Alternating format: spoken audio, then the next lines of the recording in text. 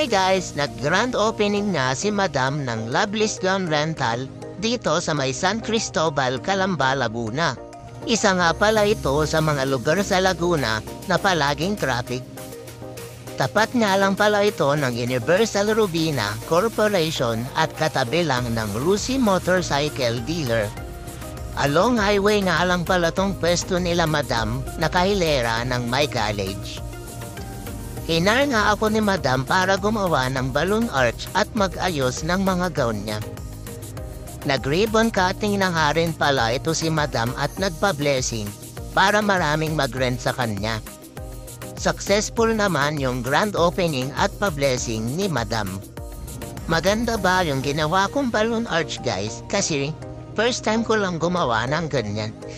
Tali, balloons at tape nga lang pala yung ginamit ko dyan. Sumuporta nga rin pala yung family and friends ni Madam dito sa grand opening celebration niya. After nga ng pa-blessing ni Madam at nagsaboy na nga sila ng mga barya na pampaswerte, talaga namang nagkasiyahan na at nagkagulo na ang lahat. Sobrang saya ng grand opening celebration ni Madam at talaga namang ang lahat ay may napuhang pampaswerte na barya maliban na lang sa akin dahil ako yung taga-video ni Madam. After nga ng event nila Madam, nalungkot na nga itong balloon arch natin kaya naman tinanggal ko na ito at nilinis. Nakakalungkot nga lang isipin na pagtapos nating paghirapang gawin tong balloon arch, puputukin na lang natin to para malinisin.